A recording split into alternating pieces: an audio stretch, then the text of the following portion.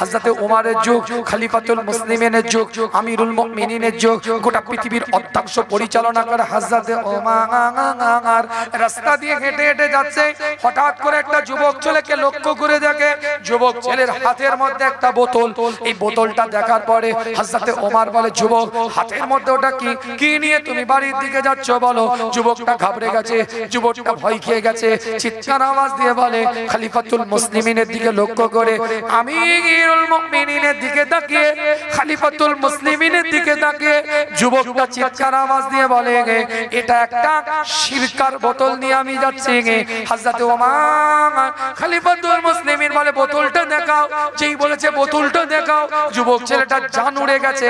আল্লাহর দরবারে দোয়া করতে থাকে, আল্লাহ এটা তো মদের বোতল ছিল, আমি ভুল করেছি, আমি ত্রুটি করেছি, আমি খাতা করেছি, আমি বাজে কাজ করেছি, আমি নোংরা কাজ করেছি, আমি শরিয়ত বিরোধী কাজ করেছি, আমি দ্বীন বিরোধী কাজ করেছি।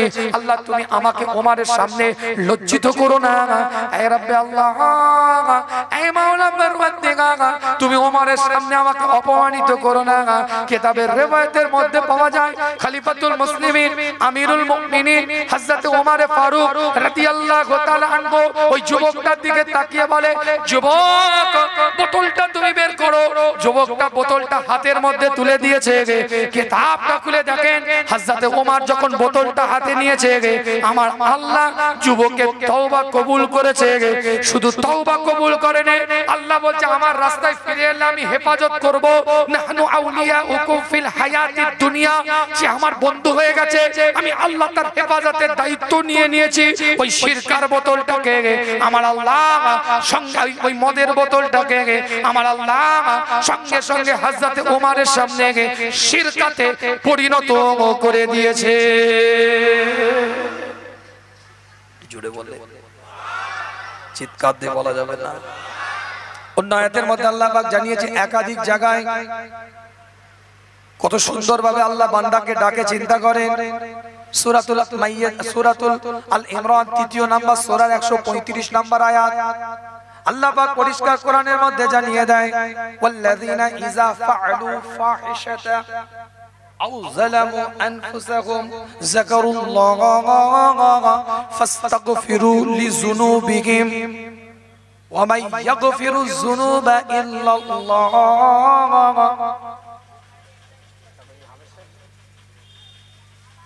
আমার কথা বোঝা যাচ্ছে না? বোঝা যায় না? আল্লাহ বান্দাকে কিভাবে ডাকছে চিন্তা করেন। আমি এই আয়াতটা যখন পড়ি, পরিচিত অনেকবার, কিন্তু গভীরভাবে যখন ভাবি আমার চোখে পানি এসে গেছে। আল্লাহ কিভাবে বান্দাকে ডাকে, কিভাবে বান্দাকে স্মরণ করে, কিভাবে বান্দাকে আহ্বান করে। আল্লাহ জায়েজ বলে দিয়েছে, নাজায়েজও বলে দিয়েছে, হালাল বলে দিয়েছে, হারামও বলে দিয়েছে, বৈধ বলে দিয়েছে, অবৈধ বলে দিয়েছে। আমার আল্লাহ বলেছে এগুলো করলে তোমরা পুরস্কার পাবে, এগুলো করলে তোমাদের শাস্তি রেডি করা আছে। সব কিছু দেওয়ার পরে আল্লাহ আকলে সেলিম দিয়েছে, বুদ্ধি দিয়েছে, জ্ঞান দিয়েছে, বিবেক দিয়েছে, চিন্তা দিয়েছে, ভাবনা দিয়েছে, চেতনা দিয়েছে, ভালো মন্দ যাচাই করার সেই জায়গাটা সফটওয়্যারটা আল্লাহ দিয়েছে।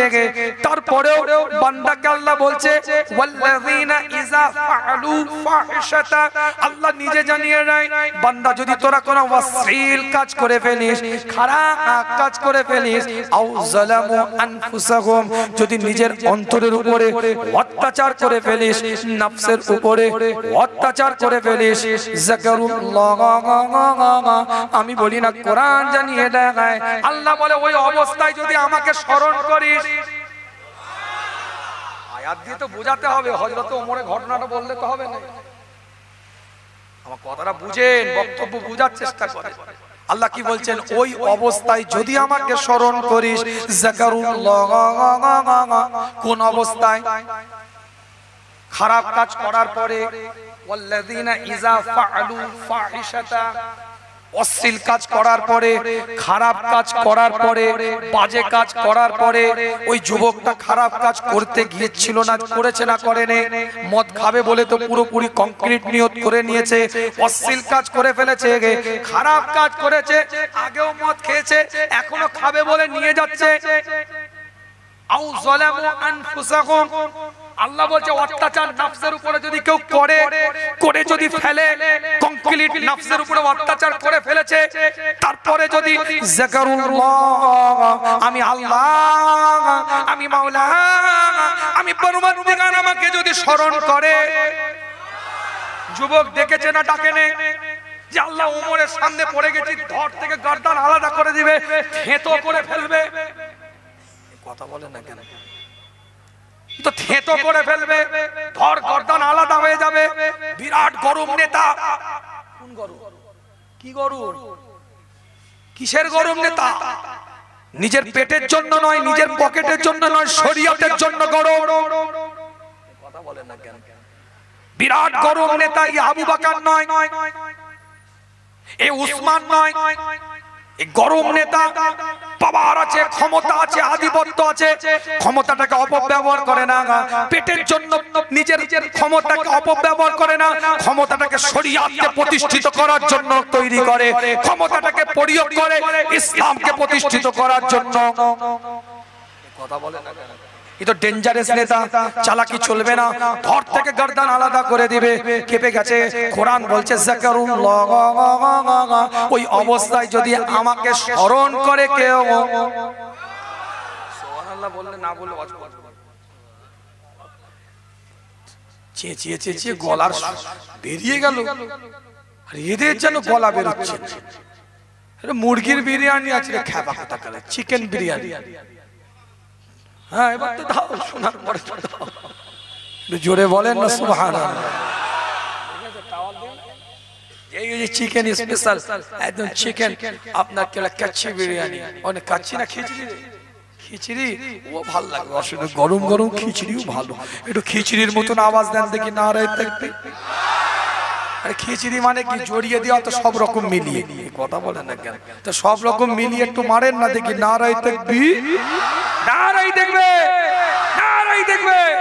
সিলসিলায়ে ফুরফুরা শরীফ, সিলসিলায়ে ফুরফুরা শরীফ, মাসলাকে মুজাদ্দিদে জামান, মাসলাকে মুজাদ্দিদে জামান, বেলিয়াঘাটা বাৎসরিক বাজার মাহফিলে ইসালে সাবা, নারায়ে দেখবে।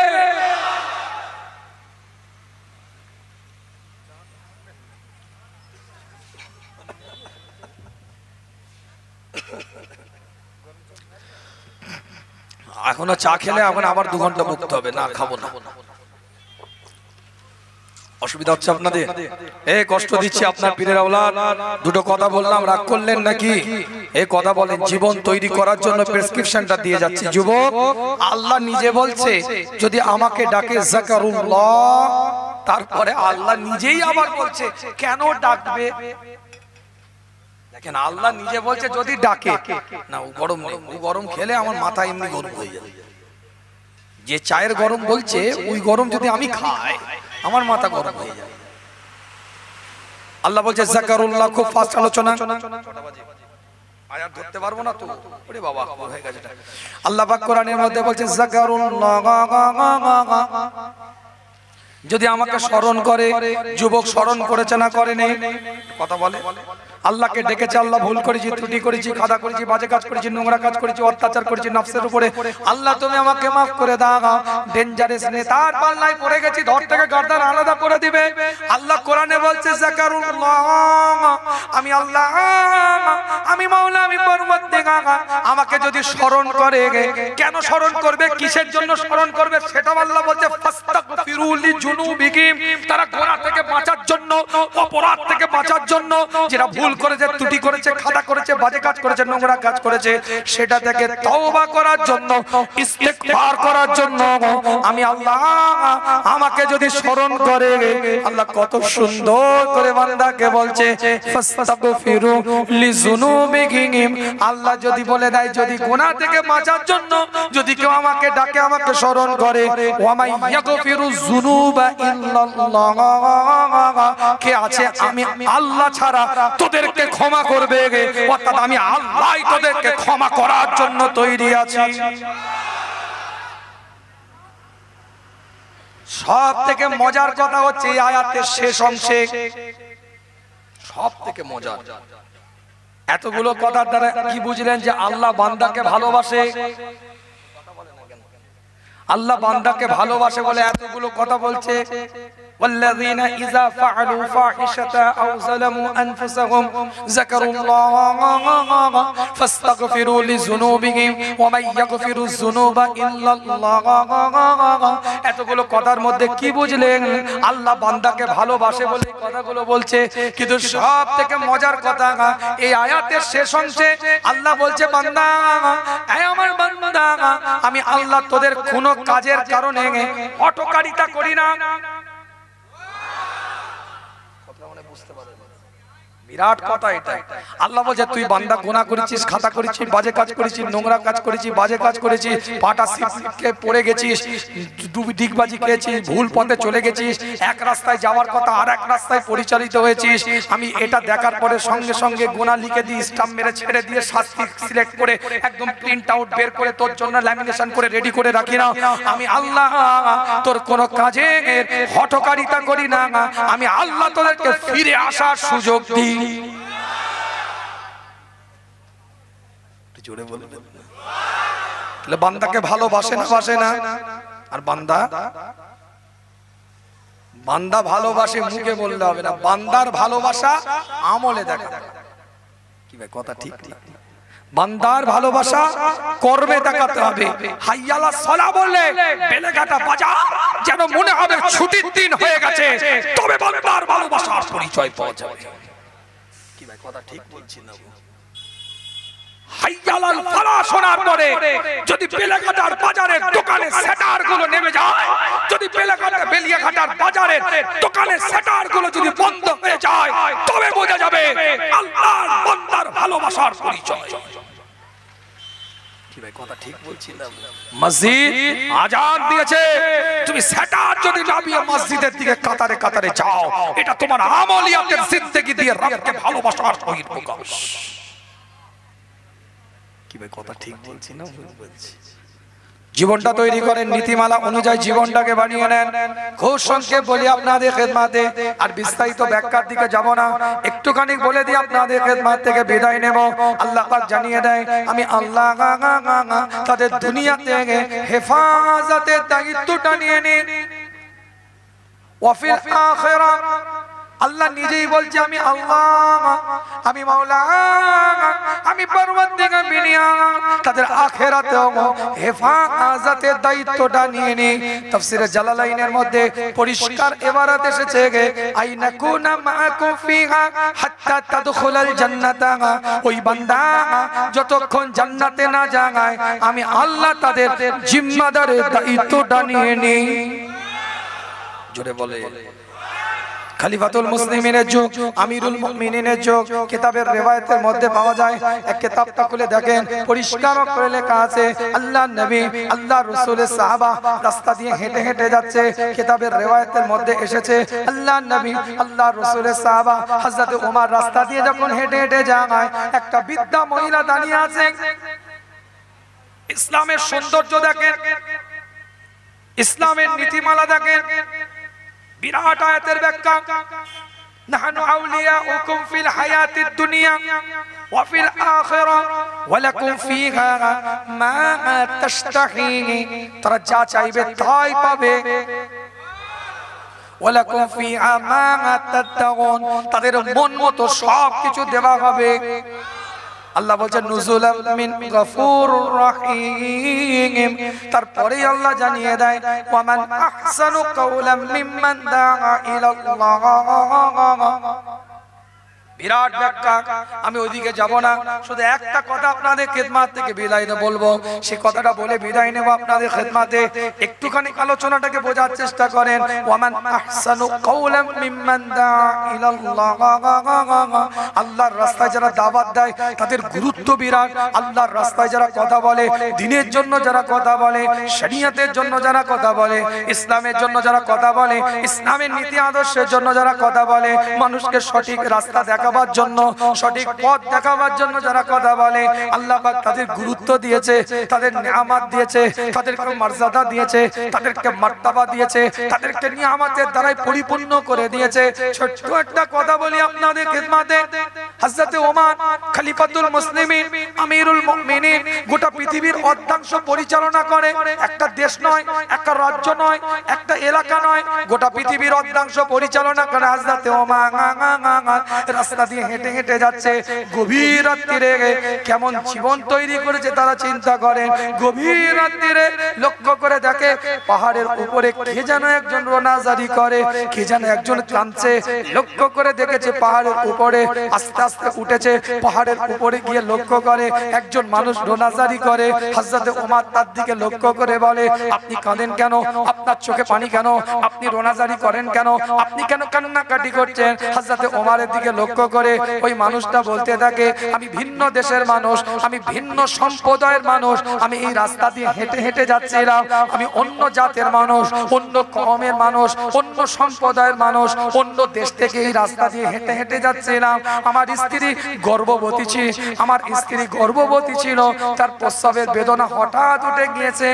এই গভীর রাত্রিরে আমি তাকে ওখানে শুইয়ে দিয়েছি, চতুর্দিকে কিছু ঘিরে দিয়েছি। তার এই গভীর রাত্রিরে কাউকে পাই না, আমার স্ত্রীকে একটু সহযোগিতা করবে, একটু দাইমার কাজ করে দিবে।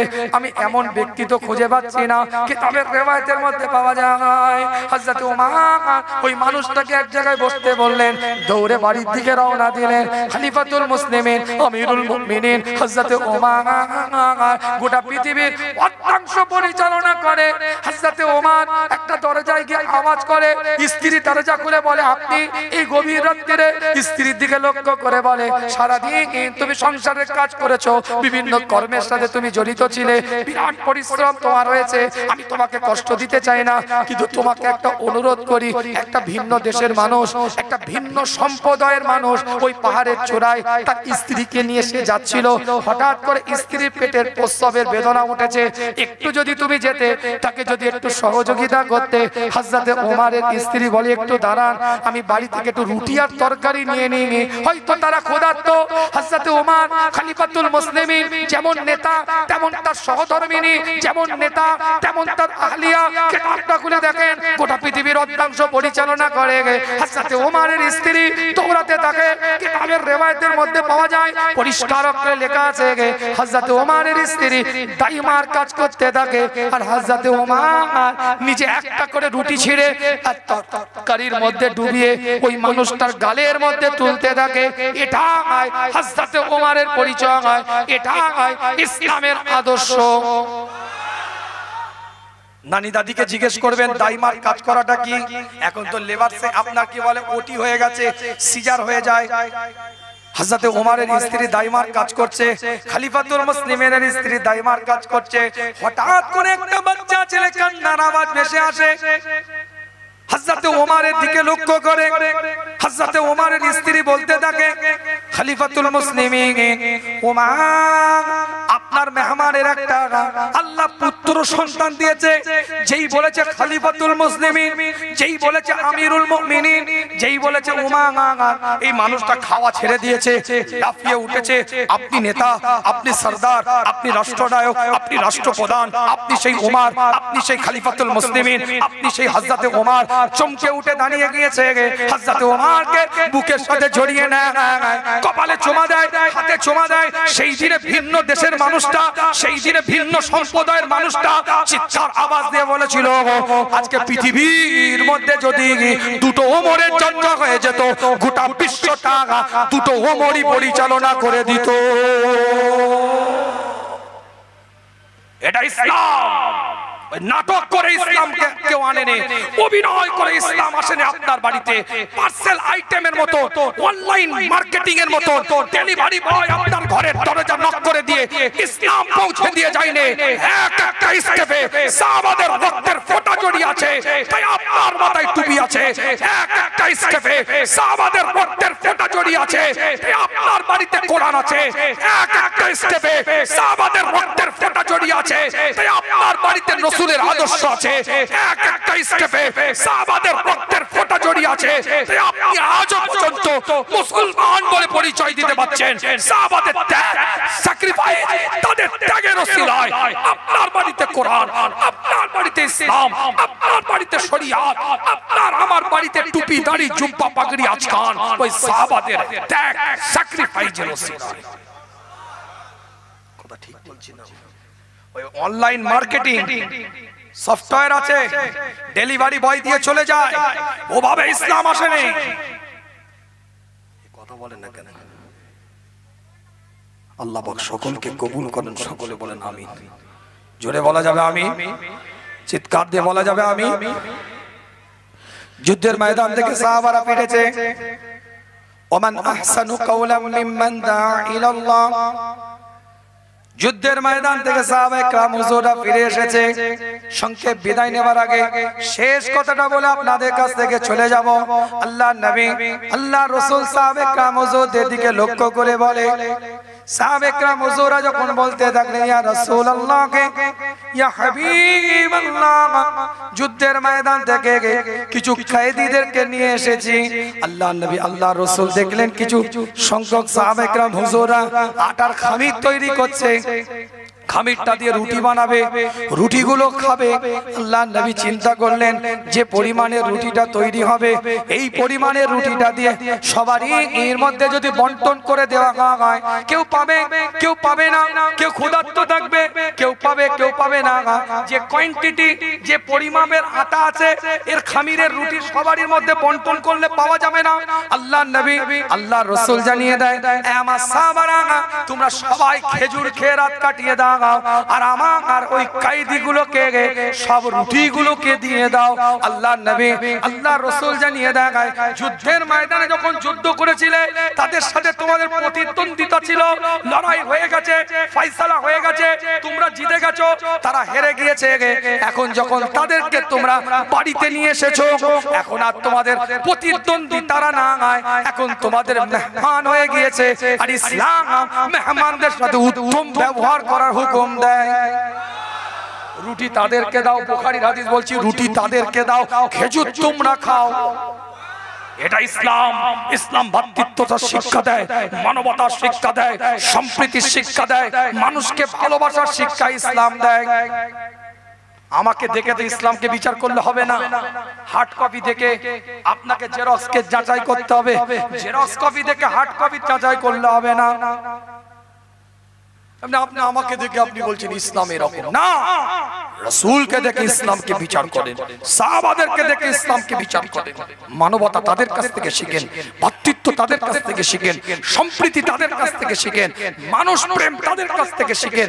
ইসলাম তো মানুষ প্রেম শিখিয়েছে, ইসলাম তো ভ্রাতৃত্বতা শিখিয়েছে, ইসলাম তো মানুষকে সঠিক রাস্তা, দিক, পথ দেখিয়েছে, যেটা আজও পর্যন্ত পৃথিবীর ইতিহাসে এজ এ লিডার হিসাবে এখনো পর্যন্ত হযরত মুহাম্মদ রাসূলুল্লাহ সরকারে কায়নাত, মদিনাতুল আল, ইমামুল মুরসালিন, ইমামুল হুদা, ইমামুল কিবলাতাইন, হাবিব, নবী, তাবিব, সাহেবুল জুদ ওয়াল কারামকে আজও পর্যন্ত পৃথিবীর ইতিহাসে বলা হয়েছে একজন এমন একটা ব্যক্তিত্ব আগেও কোনোদিন কেউ পায় নাই, কিয়ামত পর্যন্ত কেউ পাবে না। একজনই ব্যক্তিত্ব পৃথিবীর মধ্যে মানবতার দিশা দেখিয়েছে, সে হচ্ছে হযরত মুহাম্মদ রাসূলুল্লাহ সাল্লাল্লাহু আলাইহি ওয়াসাল্লাম। বিদায় নেই, আলোচনা বাড়াবো না। 1 ঘন্টা 40 মিনিটে যা বক্তব্য দিয়েছি, প্রেসক্রিপশন ঘরে নিয়ে গিয়ে একটা যদি আমল করেন, জান্নাত বাঁধা হয়ে যাবে। আল্লাহকে যদি ভয় করেন আর ইস্তেকামত যদি ঠিক রাখেন, এর উপরই তো আলোচনা করে গেছি। আসেন নবীর সাথে দাঁড়িয়ে একটু সালাতুস সালাম পাঠ করব, পরিবেশটা তৈরি করে নেন। দোয়া, সাবরে সানি, ইসালে সাহাবের ব্যাপার আছে। আল্লাহ পাক সকলকে কবুল করেন। ইয়া নবী সালাম।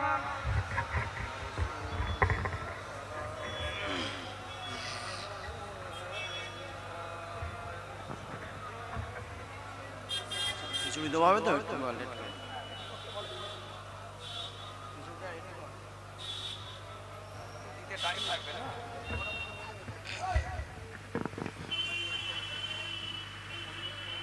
আল্লাহ পাক সকলকে কবুল করেন, সকলে বলেন আমিন। জোরে বলা যাবে আমিন। চিৎকার দিয়ে বলা যাবে আমি রসুলের সামনে দাঁড়িয়েছেন, আপনার খুশি না বাজার, খুশি না বেজা? আমরা সিলসিলায়ে ফুরফুরা শরীফের মতবাদের উসুলের নীতির মানুষ, কথা ঠিক না বল? কোরআন সুন্নাহ আলোকে মুজাদ্দিদ জামান রাহমাতুল্লাহ আলাইহি ফাকি মাসালাকে সামনে রেখে যে মতপথ দিয়ে গেছেন সেই মতপথের আমরা মানুষ। আমরা কোনো দলমতের বিরুদ্ধে নয়, প্রত্যেকটা দলমতকে আমরা সম্মান দেব। আহলে সুন্নাতুল জামাতের মতে যাদের আকীদা সঠিক, সুন্নাহ ভিত্তিক যাদের আকীদা, তাদের সাথে আমাদের সুসম্পর্ক থাকবে, কথা ঠিক না? কথা ঠিক না? ছোটখাটো মাসলা মাসাইলে আমরা গ্রামে, পাড়ায়, মহল্লায়, এলাকায় দূরত্ব তৈরি করব না। আমাদের ইউনিটির দরকার, একতার দরকার। ছোটখাটো মাসলা মাসাইল নিয়ে দূরত্ব করব না। আপনাকে যদি একটা আমল করতে ভালো লাগে আপনি করুন, আমি একটা আমল করি আমাকে করতে দিন। আপনারটাকে নিয়ে আমি ফতোয়া দিয়ে সমাজের মধ্যে দলাদলি তৈরি করব না, আমারটাকেও নিয়ে ফতোয়া দিয়ে সমাজের মধ্যে দলাদলি তৈরি করার দরকার নেই। ইউনিটির দরকার, একতার দরকার, একটা প্ল্যাটফর্মের দরকার আছে না নাই? আছে না নাই? মুসলমানদের মধ্যে যেমন ইউনিটির দরকার, ঠিক উল্টো দিকে মুসলমানদের ইউনিটির পরে মানুষের মধ্যে একতার দরকার, ইউনিটির দরকার, একটা জায়গায় আসার দরকার, কথা ঠিক না? সভ্যতার পক্ষে একটা মানুষ কথা বলবে, অসভ্যতার বিপক্ষে সেই মানুষগুলো বিরোধিতা করবে, তবেই তো মানবিকতা। সে যে জাতের হোক, সে ধর্মের হোক, যে সম্প্রদায়ের হোক। মানবতার পক্ষে একজন কথা বলবে, অমানবিকতার বিরুদ্ধে কথা বলবে, সবাই মিলে তার প্রতিবাদ করবে। এটার নামই তো ভ্রাতৃত্ব, এটার নামই তো মানবতা, এটার নামই তো সম্প্রীতি। কি ভাই, কথা ঠিক না? আল্লাহ পাক সকলকে কবুল করেন, সকলে বলেন আমিন। সম্প্রীতি, ভ্রাতৃত্ব, মানবতা, ঐক্যের বন্ধন আমাদের দরকার। ভারতবর্ষের বুকে ভ্রাতৃত্ব দরকার, মানবতার দরকার, সম্প্রীতির দরকার। অবশ্যই এই ভারতবর্ষ এখনো পর্যন্ত ভ্রাতৃত্ব, মানবতা, সম্প্রীতির বেড়াজাল দিয়ে ঘেরা আছে, কিন্তু অসৎ চরিত্রের কিছু মানুষ যারা দোহাই দিয়ে যে কোনো লেবাসে, যে কোনো ধর্মের পোশাকে, তারা পোশাকটা পরে ধার্মিক ব্যক্তিত্বের পরিচয় দিয়ে সমাজের মধ্যে নোংরামি করার চেষ্টা করছে। সে টুপিওয়ালা, দাড়িওয়ালা হতে পারে, টুপিওয়ালা, দাড়িওয়ালা, জুব্বাওয়ালা, পাগড়িওয়ালা, ধর্মের পোশাক পরে নিয়েছে, কিন্তু কথার মধ্যে ধার্মিক কথা নেই, কথার মধ্যে মানবতার কথা নেই, কথার মধ্যে আপনার কি বলে কোনো আপনার কি বলে সুন্দর করে মানুষকে ভালোবাসার কথা নেই, নোংরামি জড়িয়ে আছে। যদি আমার লেবাসেও ঘুরে বেড়ায়, সে লেবাসকে বাদ দিয়ে সঠিক জায়গাটায় আপনাকে নিতে হবে, সঠিক আদর্শটার উপরে চলতে হবে। অন্য ধর্মের লেবাসে যদি, অন্য ধর্মের পোশাকে পরে যদি নোংরামি করার চেষ্টা করে, সেই জায়গাটাও আমাদের বিরোধিতা করতে হবে, কথা ঠিক না? আল্লাহ পাক কবুল করেন। ভ্রাতৃত্ব, মানবতা, ঐক্যের বন্ধন দিয়ে এই বাজার, এই জায়গা, এই এলাকাকে রাখবেন। আমাদের ইউনিটি, একতা, প্ল্যাটফর্ম তৈরি করেন। আল্লাহ পাক কবুল করেন, সকলে বলেন আমিন। আরে বাংলা তো ভ্রাতৃত্বের জন্যই বিখ্যাত, বাংলা তো মানবতার জন্যই গোটা দেশে বিখ্যাত। বাংলায় তো ভ্রাতৃত্ব কেমন আছে এটা দেখতে তো মানুষ আসে। সেই ভ্রাতৃত্ব জায়গা তৈরি করেন, মানবতার জায়গা তৈরি করেন, সম্প্রীতির জায়গা তৈরি করেন। আমাদের অন্তরে ভ্রাতৃত্ব, মানবতা, সম্প্রীতির জায়গা তৈরি করতে হবে। এলাকা মহল্লায় পরে হবে, অন্তরটা দিয়ে ভ্রাতৃত্ব, মানবতা, একতা, সর্বজাতের, সর্বধর্মের সমন্বয়, ঐক্যের বন্ধন তৈরি করা, এটা আমাদের নৈতিক কর্তব্য, এটা আমাদের নৈতিক দায়িত্ব। আল্লাহ আমাদের সকলকে কবুল করেন, সকলে বলেন আমিন। আর একটা বিষয় যেটা বলতে গিয়ে এদিকে এলাম, আমরা মাসলাকে মুজাদ্দিদে জামানের নীতির মানুষ, এটার উপরে মজবুতি আনেন। রাজি আছেন ইনশাআল্লাহ? মুজাদ্দিদে জামান একজন ছিলেন, তার 5 জন আওলাদ, 5 জনের 32 জন আওলাদ ছিল। বর্তমানে 20 জন হায়াতে আছে, 12 জন ইন্তেকাল করেছে। এই 32 জনে আমাদের জেনারেশনে 88 জন ঘুরে বেড়াচ্ছে, কথা বুঝতে পেরেছে? সবাই কুরাইশি, হাশেমি, সিদ্দিকী, দাদা হুজুরের খুন, রক্ত, বিলাট, সেই বংশের ছেলে। এবার কথার মধ্যে একের সাথে আরেকের মিল নেই, তখন আপনি কি করবেন? ইও বলছে কুরাইশি, ও বলছে কুরাইশি, ইও বলছে হাসেমি, ও বলছে হাশেমি, ইও বলছে দাদা হুজুরের খুন, রক্ত, বিলাট, ইনিও বলছে দাদা হুজুরের খুন, রক্ত, বিলাট। তাহলে আপনি কোনটা নিবেন আর কোনটা বাদ দিবেন? কি মাথা তো ঘুরবে? এই কথা বলে না কেন? এ কি রে বাবা, কাটটা নেবো কাটটা বাদ দেবো। পীরের আওলাদ সম্মান দিবেন, ইজ্জত করবেন সবাইকে, কিন্তু মনে রাখবেন কোরআন সুন্নাহ ফাকি মাসআলা অনুযায়ী যার বক্তব্য পাবেন, যার মন্তব্য পাবেন, যার ওপিনিয়ন পাবেন, যার মেসেজ পাবেন, যার কমেন্ট পাবেন, তার সাথে সম্পর্ক রাখবেন। শরিয়াত বিরোধী কাজ করলে আসসালামু আলাইকুম। পীরের আওলাদ আদব দিবেন, সম্মান দিবেন, ইজ্জত করবেন, নীতির জায়গা থেকে দূরে থাকবেন, নীতির জায়গা থেকে দূরে থাকবেন। কথা বুঝতে পারলাম? পীরের আওলাদ এইভাবে দাঁড়াবেন, কুরমা পোলাও রেজালা চাপ করে খাওয়াবেন, দস্তরখান বিছিয়ে সুন্দর করে মেহমানদারি করবেন, হাদিয়া দিবেন, বান্ডিল দিবেন, সব দিবেন, কিন্তু নীতির জায়গায় কোনো আপোষ করবেন না। নীতির খেলাফ যদি কোনো কথা বলে আসসালামু আলাইকুম হুজুর আপনাকে ভালোবাসি, কলজে কেটে আপনার হাতে তুলে দিচ্ছি, কিন্তু ঈমানটা আপনাকে দিতে পারবো না। এই কথা বলেন, কথা ঠিক বলতাম। আমার মুজাদ্দিদে জামান তিনি তানার ওসিয়াতের মধ্যে, দাদা পীর অনেক দূরদর্শিতা সম্পন্ন ব্যক্তিত্ব, তিনি তানার ওসিয়াতের 25 নম্বরে বলছে, আমি বিভিন্ন পীর মাশায়েখ ওলি আউলিয়া দরবেশ কুতুব আবদালদের দরবারে গিয়েছি, যাওয়ার পরে দেখি হাক্কানি পীর মাশায়েখরা মারা যাওয়ার পরে তাহাদের অযোগ্য পুত্ররা তাহাদের গদিতে বসিয়া পীর মুরিদি করিতে থাকে, হাক্কানি পীর মাশায়েখের কাছে যাইতে দেয় না। অতএব আমার ভয় হয় আমার পুত্র, আমার পৌত্র, আমার খলিফা তাদের আওলাদদের মধ্যে এরূপ না হইয়া যায়। যাদেরকে শরীয়ত মোতাবেক পাবেন তাদের কাছে যাবেন, যাদেরকে শরীয়ত মোতাবেক পাবেন না তাদের থেকে দূরে থাকবেন।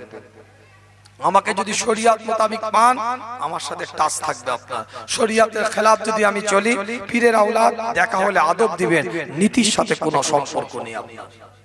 কথা বোঝাতে পারলাম? কথা বুঝাতে পারলাম? আল্লাহ পাক কবুল করেন, সকলে বলেন আমিন। জোরে বলা যাবে আমিন, চিৎকার দিয়ে বলা যাবে আমিন, কলিজা দিয়ে বলা যাবে আমিন। কারণ বিভিন্ন বক্তব্য, বিভিন্ন মন্তব্য, বিভিন্ন ওপিনিয়ন আমাদের কাছে এসেছে। হ্যাঁ, কেউ যদি কোনো ব্যক্তিগত একটা কাজ করে সেটা তার ব্যক্তিগত বিষয়, কেউ তার ব্যক্তিগত কাজটা ফুরফুরা শরীফের কাজ নয়, সে তার মতন করছে, সে করছে। আপনার যদি তার কথা ভালো লাগে, তার যুগ উপযোগী ডিসিশন যদি আপনাকে মনে হয় এটা ভালো, আপনি তার কথায় মান্যতা দিয়ে তার সাথে সম্পর্ক রাখেন, কিন্তু সে করছে বলে দাদা হুজুরের নীতি এটা হয়ে যাবে এটা নয়। তার কথা তার কথা, আপনাকে যদি ভালো লাগে আপনি তার সাথে থাকুন, কিন্তু দাদা পীরের নীতি কোরআন সুন্নাহ থেকে ওসিয়াত কেন্দ্রিক আমাদের কাছে দিয়ে গেছে। তার বাইরে যেটা সেটা দাদা পীরের নীতি নয়। আমি যদি করি, আমার বাপও যদি করে, আমার দাদাও যদি করে, ওটা আমার কথা, আমার বাপের কথা, আমার দাদুর কথা হতে পারে, কিন্তু দাদা পীরের নীতি কোরআন সুন্নাহ ফাকি মাসলা থেকে ওসিয়াত কেন্দ্রিক এসেছে, ওটাই মুজাদ্দিদে জামানের মতপথ। কথা ঠিক না? না অমুক হুজুর তো করছে, তো তুমি অমুক হুজুরকে দেখে কি ফুরফুরা শরীফ গেছিলে, না দাদা পীরের নীতি পথ থেকে ফুরফুরা শরীফে গেছিলে? যদি হ্যাঁ ভালো লাগছে তোমাকে ওই হুজুরের ওই কার্যকলাপ, নাও না, কিন্তু দাদা হুজুরের সাথে জোড়াবে না। কথা বলেন, কথা ঠিক বলছি না? আল্লাহ পাক কবুল করেন। তাহলে আমি আরেকটা করব, তাহলে সেটাও দাদা হুজুরের সাথে জুড়ে যাবে। আরেকজন আরেকটা করবে, সেটাও মুজাদ্দিদ জামানের সাথে জুড়ে যাবে। তাহলে অরিজিনাল জায়গাটাই দেখবে ফিউজ হয়ে গেছে। আমার মত, আমার কথা, আমার ওপিনিয়ন, আমার বক্তব্য, আমার দাদা পীরের ওপিনিয়ন, দাদা পীরের বক্তব্য ওসিয়াত কেন্দ্রিক, ওটা মুজাদ্দিদ জামানের বক্তব্য। কথা পরিষ্কার? আমি কারো পক্ষেও নয়, কারো বিপক্ষেও নয়। এখন ইসলাম আমার খেদমত করছে না আমি ইসলামের খেদমত করছি, এটা আমার মাথা আজ পর্যন্ত 17 বছর জলসা করে আমার মাথা আর কাজ করলো। অনেক দূর যে কথাটা বললাম বুঝলেন? আমি ইসলামের খেদমত করছি না আমার খেদমত ঘুরিয়ে ইসলাম করে দিচ্ছে, এই 17 বছরের জলসার লাইফে এখনো বুঝে উঠতে পারলাম না। আমি ইসলামের খেদমত তখনই করব যখন আমি দ্বীনের কথা, শরিয়াতের কথা খুলুসিয়াতের সাথে মানুষের কাছে পৌঁছে দেব। আর গাড়ির চাকার সাথে যদি আমার পকেটের সম্পর্ক থাকে তাহলে কিন্তু ইসলাম ঘুরিয়ে আমার খেদমত করে দিয়ে চলে গেল, আমি আর খেদমত করতে পারলাম না ইসলামের খেদমত। বুঝাতে পারলাম? যাক, সব কথা বলতে গেলে অনেক দূর টাওয়ার দিয়ে নিবে, তখন হ্যাং হয়ে যাবে অনেকের ব্রেন। যাক, ওদিকে আলোচনা নয়, জীবন তৈরি করেন, নীতিমালা তৈরি করেন। দু একটা কথা দাঁড় করিয়ে বললাম, কথা বোঝা গেল? রাগ করলেন? রাগ করলেন আমার কথায়? আপনার পীরের